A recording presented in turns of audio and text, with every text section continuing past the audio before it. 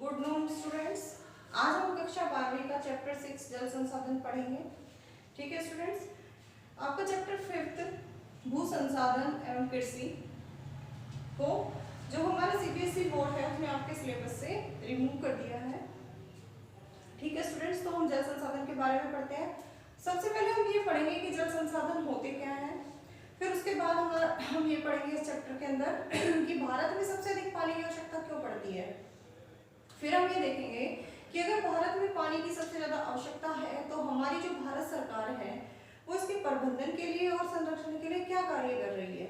ठीक है स्टूडेंट्स, तो देखिए हम ये पहले 4 टॉपिक कवर करेंगे आज की वीडियो में। पृथ्वी पर जल की मात्रा, जल संसाधन के प्रकार, जल की मांग और उपयोग, सिंचाई के लिए जल की आवश्यकता। ठीक है, देखिए हमारा जो देश है वो काफी अच्छे से तरक्की कर रहा है, जनसंख्या भी लगभग इंक्रीज होती जा रही है और इस तरीके से मतलब जो जल है या फिर और भी दूसरे प्राकृतिक संसाधन है उनका जो यूज है वो लगभग बढ़ता ही जा रहा है। ठीक है, और एक दिन आने वाली सिचुएशन ऐसी होगी कि ये लगभग पृथ्वी से समाप्ति हो जाएगी, लेकिन जो जल है वो एक चक्रीय संसाधन है। आपने देखा होगा वाटर बोर होता है और फिर पानी वर्षा के रूप में वापस आ जाता है ना। तो देखो हमारी अर्थ पे 71% वाटर पाया जाता है, कितना 71%, जिसमें से 3% पानी ऐसा होता है जो पीने के लायक होता है और जिससे हम दूसरे काम कर सकते हैं, है ना। अब देखिए जल संसाधन के प्रकार। जल संसाधन के 2 प्रकार होते हैं। नंबर 1 धरातलीय जल संसाधन। ठीक है, धरातलीय जल संसाधन से क्या अभिप्राय है? ऐसे जल संसाधन जो हमें धरती पर दिखाई देते हैं। दिखाई तो वैसे सारे ही देते हैं लेकिन जो धरातल पर दिखाई दे रहे हैं, देखिए जैसे नदियां हो गई, ठीक है, नहरें हो गई, झीलें हो गई, ठीक है, आदि और भी हो सकते हैं। उसके बाद दूसरे कौन से होते हैं? भौम जल संसाधन या फिर भूमिगत जल संसाधन भी कह सकते हैं हम इसको। क्या कह सकते हैं? भूमिगत जल संसाधन। भूमिगत जल संसाधन वो होते हैं जिन्हें हम खोद कर उसमें से जल का यूज करते हैं। जैसे कि आपने देखा होगा कुएं हो गए, कुओं में जब तक आप धरती को नहीं खोदोगे तो क्या पानी निकल जाएगा? नहीं निकलेगा ना। नले होती है, नल होती हैं। और जैसे आजकल आप लोग अपने घरों में क्या लगाते हैं? समरसीबल लगवाते हो, ट्यूबवेल्स होती हैं, है ना। क्या होती है? ट्यूबवेल आदि। क्लियर है स्टूडेंट्स कि जो धरातल जल संसाधन कौन से होंगे? नदियां होंगी, नहरें होंगी, झीलें होंगी, भौम जल संसाधन होंगे कौन से? कुएं, नल, ट्यूबवेल आदि। क्लियर है। अब देखिए हम धरातल पर जो जल का यूज कर रहे हैं वो कहाँ से कर रहे हैं? आपको बताया मैंने, नदियों से, नहरों से, झीलों से। तो इनका मेन स्रोत क्या है जो धरातल पर यूज कर रहे हैं? नदियां। ठीक है, आपको पता है कि हमारी जो अर्थ है उस पे जो एक 1.6 सेंटीमीटर लंबी लंबी जो नदियां हैं उनके माध्यम से हमें पानी मिलता है। और पानी जो है उनमें जो पानी ग्रहण करने की क्षमता होती है उस पर डिपेंड करता है जो पानी हमें मिल रहा है। जैसे हमारे उत्तरी भारत की नदियां हो गई, कौन कौन सी नदियां उत्तरी भारत की? सिंधु, गंगा और ब्रह्मपुत्र। उन नदियों का जल ग्रहण क्षेत्र बहुत ज्यादा है लेकिन उनसे हमें इतना पानी प्राप्त नहीं होता। वो इसमें जल संसाधन में एक महत्वपूर्ण भूमिका नहीं निभाती क्योंकि उसके जो बेसिन्स हैं वो इतने विकसित नहीं हुए हैं। इसके अपोजिट जो दक्षिणी भारत की नदियां हैं, कौन सी है दक्षिणी भारत की नदियां? देखिए दक्षिणी भारत की कौन सी नदियां हैं? कृष्णा, कावेरी, गोदावरी। इनका जो जल है उसको हम जल संसाधन के रूप में इस्तेमाल करते हैं। ठीक है, लेकिन इसके एक्सेप्ट में जो हमारे उत्तरी भारत की नदियां हैं, सिंधु नदी, गंगा नदी, ब्रह्मपुत्र नदी, उनके जल को हम जल संसाधन के रूप में नहीं यूज कर पाते क्योंकि उनका जो पानी है ना वो उनका बहाव बहुत ज्यादा होता है, वो बहुत तेजी से बहता है जिसे हम दूसरे कामों में इस्तेमाल नहीं कर सकते। ठीक है स्टूडेंट्स, उसके बाद हम बात करते हैं किसकी? भौम जल की। अभी तो हमने धरातलीय जल की बात की, भौम जल संसाधन। ठीक है, भूमजल संसाधन, देखो मैंने भी आपको धरातलीय जल संसाधन पढ़ाया था, तो जो उसकी नदियां हैं उनका कितने घन मीटर पानी यूज किया जाता है? 690 घन किलोमीटर पानी इस्तेमाल किया जाता है उन नदियों का। कितना? 690 घन किलोमीटर। लेकिन जो भूमजल संसाधन है उसके अंदर 432 घन किलोमीटर पानी इस्तेमाल किया जाता है। कितना? 432 घन किलोमीटर पानी इस्तेमाल किया जाता है। ठीक है स्टूडेंट्स, जो हमारे 4 राज्य हैं वो सबसे ज्यादा भूमजल यूज करते हैं। कौन कौन से हैं देखिए?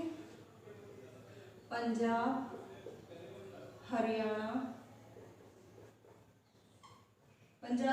हरियाणा, तमिलनाडु, ठीक है, पंजाब, हरियाणा, तमिलनाडु और राजस्थान।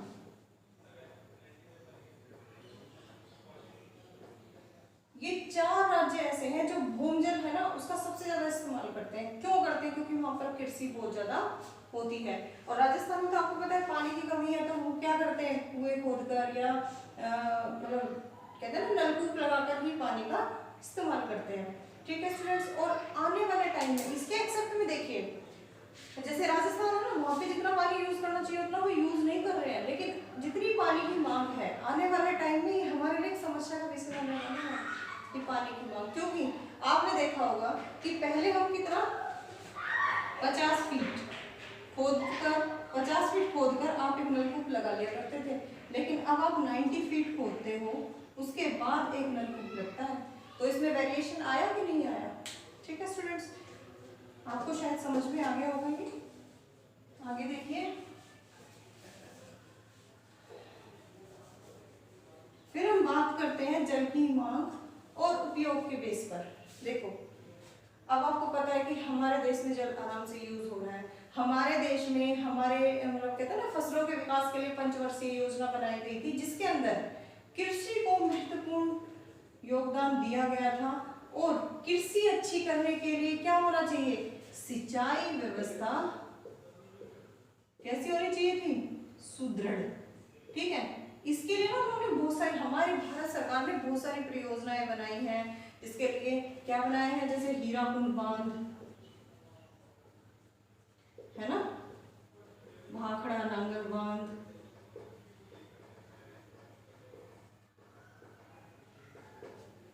और इंदिरा गांधी नहर परियोजना।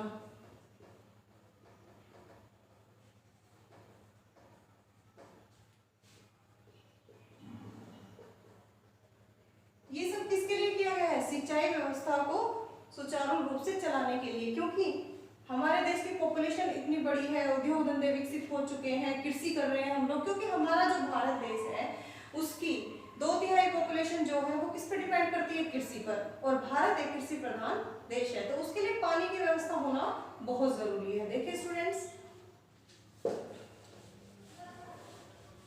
सबसे पहले हम ये फिगर देखते हैं। देखिए ये तो हो गया धरातलीय जल, ठीक है, और ये हो गया भूमजल।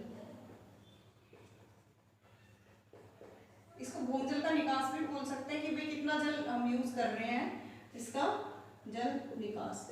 ठीक है, देखिए स्टूडेंट्स, यहाँ देखते हैं कि जो धरातलीय जल है वो उद्योग धंधों में कितना यूज किया जाता है, घरेलू कार्यों में कितना यूज किया जाता है और कृषि में कितना यूज किया जाता है। देखिए इसका 3% जो है वो हम किस में यूज करते हैं? उद्योगों में। औद्योगिक क्षेत्र में किसका? धरातलीय का। और 9% किस में यूज होता है इसका? घरेलू कार्य में, घरेलू कार्य में। और बाकी जो 89% है वो किस में यूज होता है? कृषि में। किसका? धरातलीय जल का। किसमें यूज होता है? कृषि के अंदर।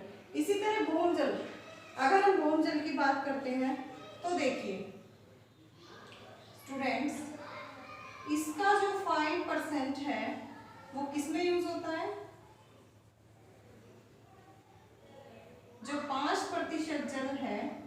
वो होगा औद्योगिक क्षेत्र में। किसमें होता है? औद्योगिक क्षेत्र में। ठीक है स्टूडेंट्स, और इसका 3% किसमें यूज होता है? घरेलू कार्यों में। किसमें? घरेलू कार्यों में। देखिए कृषि में कितना यूज होगा? कृषि में होता है 92%। ठीक है, तो देखो स्टूडेंट सीधा सीधा वेरिएशन आपको दिखाई दे रहा है कि कृषि के अंदर कौन सा पानी सबसे ज्यादा यूज हो रहा है? भूमिजल, भूमिगत जल। क्योंकि आपने देखा होगा कि हम लोग क्या करते हैं, ट्यूबवेल वगैरह लगाकर सिंचाई करते हैं, और आने वाले टाइम में जो इतनी बढ़ती हुई जनसंख्या है उसकी मांग को पूरा करने के लिए हमें भूमिजल की बहुत ज्यादा आवश्यकता पड़ने वाली है। ठीक है, तो आपको अच्छे से समझ में आ गया होगा यहाँ तक। आगे देखिए स्टूडेंट्स, सिंचाई के लिए हमें जल की आवश्यकता क्यों होती है? देखिए सिंचाई के लिए अभी मैंने आपको बताया सबसे पहले कृषि, है ना। भारत एक कृषि प्रधान देश है और भारत के हर राज्य में कृषि होती है, लेकिन सारे क्षेत्र में तो पानी एक टाइम अवेलेबल नहीं होता। कुछ क्षेत्र ऐसे भी हैं जो सूखाग्रस्त होते हैं और जहाँ पर ऑलमोस्ट सूखा रहता है, लेकिन कृषि तो वहां भी करनी पड़ती है, क्योंकि इतनी पॉपुलेशन का जो भरण पोषण है वो कैसे किया जा सकता है, तो इसलिए हमें किसकी जरूरत पड़ती है? पानी की। दूसरी देखिए, गर्मी में शुष्कता। भारत के कुछ क्षेत्र ऐसे हैं, कुछ राज्य ऐसे हैं जहाँ जो गर्मी में ना बिल्कुल शुष्क रहते हैं, जहाँ सूखा पड़ जाता है, तो वहाँ सिंचाई किससे करें? फिर हमें सिंचाई के लिए पानी की आवश्यकता पड़ती है, तो हम पानी से सिंचाई करते हैं। ठीक है ना।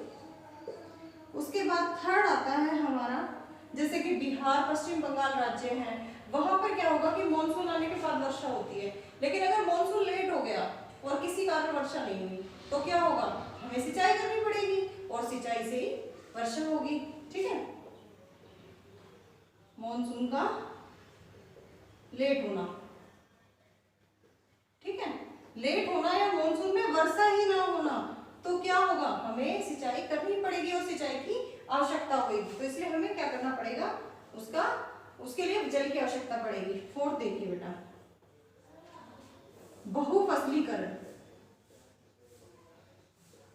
देखो बहुफसलीकरण से क्या अभिप्राय है कि देखो अगर सिंचाई व्यवस्था अच्छी है तभी हम तरह तरह की फसलें उगा सकते हैं, कि जरूरी नहीं है कि सिर्फ हम गेहूं उगाकर ही गुजारा कर सकते हैं, लेकिन अगर हमारे पास सिंचाई व्यवस्था सही है तो हम तरह तरह की गेहूं भी उगाएंगे, चावल भी उगाएंगे, गन्ना भी उगाएंगे, छोले भी उगाएंगे, बाजरा भी उगाएंगे, तो इसके लिए भी हमें सिंचाई के लिए जल की आवश्यकता होती है।